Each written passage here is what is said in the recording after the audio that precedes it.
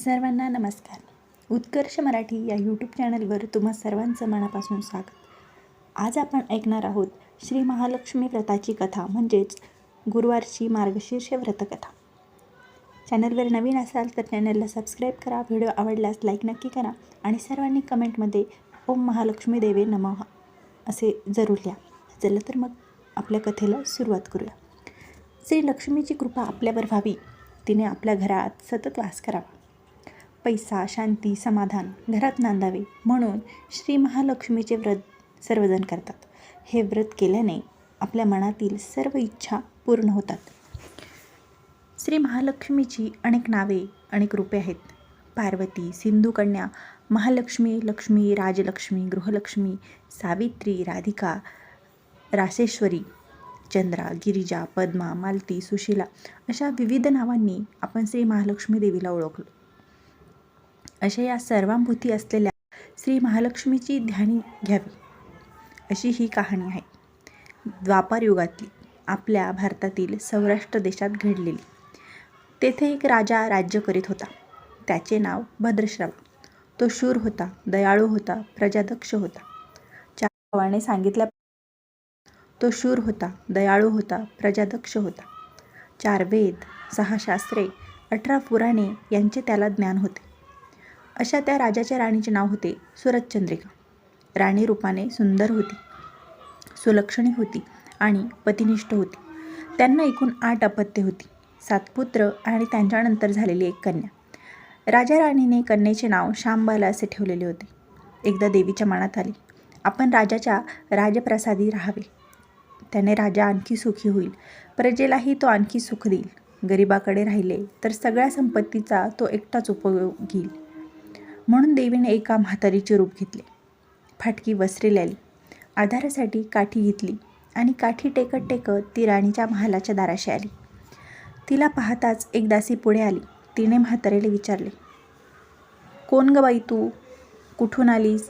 काय काम काढलंस? तुझं नाव काय? गाव काय? काय हवं तुला? म्हातारीचे रूप घेतलेली श्री महालक्ष्मी म्हणाली, माझं नाव कमलाबाई, द्वारकेला राहते मी. तुझ्या राणीला भेटायला आले. कुठे आहे ती? दासी म्हणाली, राणीसाहेब महालात आहेत. त्यांना सांगायला गेले तर त्या माझ्यावरच रागावतील. तुला त्या कशा भेटतील? तुझा अवतार पाहून तुला त्या हकलूनच देतील. तू इथेच थोडा वेळ आडोशाला थांब. म्हातारीला राग आला. ती संतापून म्हणाली, तुझी राणी गेल्या जन्मी एका वैश्याची पत्नी होती. तो वैश्य फार गरीब होता. त्यावरून त्या दोघांची नेहमी भांडणे होत. नवरा तिला मारहाण करी. ह्या त्रासाला कंटाळून एक दिवस ती घर सोडून गेली आणि जंगलात उपाशी तापाशी भटकू लागली. तिची ती अवस्था पाहून मला तिची दया आली.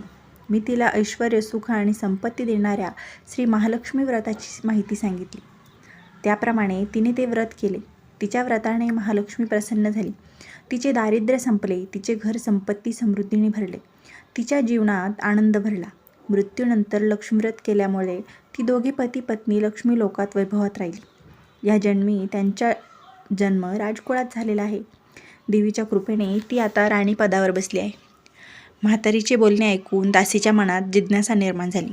तिने म्हातारीला पाणी दिले, नमस्कार केला आणि म्हणाली, मला सांगाल का ते व्रत? मी ते करीन, नेमाने करील. उठणार नाही, मातणार नाही, घेतला वसा टाकणार नाही. म्हातारीने दासीला लक्ष्मी व्रताची माहिती सांगितली. मग ती उठली व काठी टेकीत निघणार तेवढ्यात राणी तरातरा महालातून बाहेर आली. फाटक्या वस्त्रातील म्हातारीला पाहताच ती संतापली आणि उर्मटपणे म्हणाली, कोण ग तू थेरडे? इथे कशाला आलीस? जा इथून. तिने पुढे होऊन म्हातारीला घालवून दिले. ती म्हातारी म्हणजे प्रत्यक्ष महालक्ष्मीच होती हे राणीला कळाले नाही. राणीचा तो उर्मटपणा पाहून महालक्ष्मीने तिथे न थांबता स्वस्थानी जाण्याचे ठरविले. राणीचा महाल सोडून म्हातारी निघणार तोच एक मुलगी लगबगीने बाहेर आली. ती मुलगी होती राजकन्या शांबाला.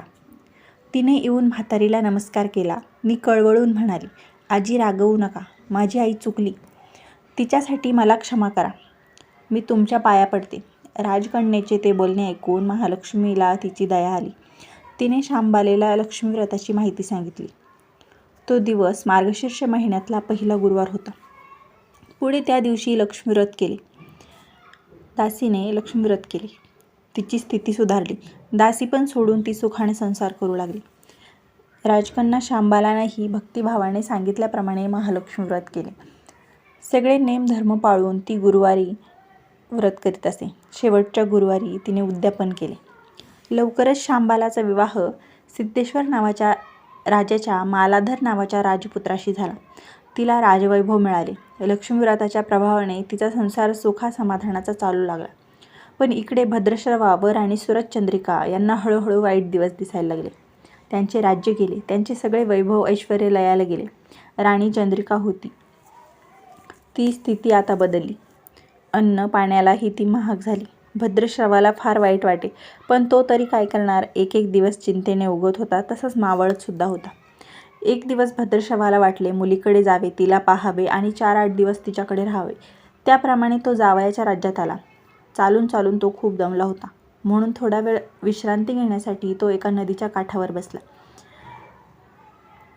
राणीची दासी नदीवर येत होती. तिने भद्रश्रवाला ओळखले. दासी धावत महालात गेली. राजाला बातमी सांगितली. शांबालालाही ते समजले. शांबाला आणि मालाधाराने रथ पाठवून भद्रश्रवाला मोठ्या मानसन्मानाने राजवाड्यात आणले आणि त्याचा आदर सत्कार केला. काही दिवस जावयाचा आणि मुलीचा पाहुणचार घेत भद्रश्रवा राजवाड्यात राहिला. आता परत जायचे विचार त्याच्या मनात घोळू लागले. जावयाला तसे त्याने सांगितले. जावयाने संमती दिली. भद्रश्रवा परत जायला निघाला तेव्हा शांबालाने एक हंडा भरून धन पित्याला दिले. तो हंडा घेऊन भद्रश्रवा घरी आला. मुलीने धनाने भरलेला हंडा दिलेला आहे हे ऐकून सुरतचंद्रिकेचा आनंद गगनात मावेना. घाईघाईने तिने हंड्यावरचे झाकण काढले. आत पाहते तर काय, हंड्यात धन नव्हतेच, होते फक्त कोळसे. महालक्ष्मीच्या अवकृपेने हंड्यातल्या धनाचे कोळसे झाले होते. चंद्रिकेने कपाळावर हात मारून घेतला. भद्रश्रवा हा चमत्कार पाहून चकितच झाला होता. दुःखाचे दिवस संपत नव्हते.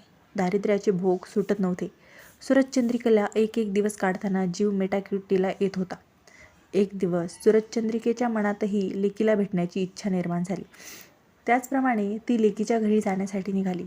तो दिवस मार्गशीर्ष महिन्यातला शेवटचा गुरुवार होता. सुरतचंद्रिका लेकीच्या घरी पोहोचली तेव्हा शांबाला व्रताचे उद्यापन करत होती. शांबालाने आईकडूनही लक्ष्मी व्रताचा पूजा करून घेतली. 4 दिवस मुलीकडे राहून सुरतचंद्रिका परत आपल्या गावी आली. लक्ष्मीव्रत केल्यामुळे काही दिवसातच त्यांना त्यांची पूर्वीची वैभव परत मिळाली. राज्यप्राप्ती झाली. पुढे काही दिवसांनी आईवडिलांना भेटण्यासाठी म्हणून शांबाला माहेरी आली. पण बाप भेटायला गेला असताना त्याला शांबालेने कोळसा भरलेला हंडा तरी दिला होता, पण आपल्याला मात्र काहीच दिलं नाही, हा राग राणीच्या मनात होता. त्यामुळे शांबालेचे व्हावे तसे स्वागत कुणी केले नाही. राणीने एक प्रकारे तिचा अपमानच केला होता. पण शांबालेला आईचा राग आला नाही. ती पुन्हा आपल्या घरी जाण्यासाठी निघाली. निघताना तिने पूर्वीला बापाला दिलेला हंडा परत घेतला. त्यात मीठ भरले व तो हंडा घेऊन ती आपल्या सासरी आली. स्वगृही आल्यावर मालाधाराने शांबालेला विचारले, माहेराहून काय आणलंस? शांबालेने बरोबर आणलेल्या हंड्याकडे बोट दाखवलं. मालाधाराने झाकण काढून आत पाहिले तर हंड्यात मिठाचे खडे. मालाधाराने चकित होऊन पत्नीला विचारले, हे काय? या मिठाचा काय उपयोग? शांबाला म्हणाली, थोडं थांबा म्हणजे कळेलच. त्या दिवशी शांबालाने कुठल्याच पदार्थात मीठ घेतलं नाही. सगळेच पदार्थ अळणी. मालाधार जेवायला बसल्यावर तिने त्याला सगळे पदार्थ वाढले. सगळे जेवण त्याला अळणी लागले. मग शांबालाने पानात थोडे मीठ वाढले. अन्न पदार्थात ते मिसळताच बेचव अन्नाला चव आली. हा मिठाचा उपयोग. शांबाला पतीला म्हणाली.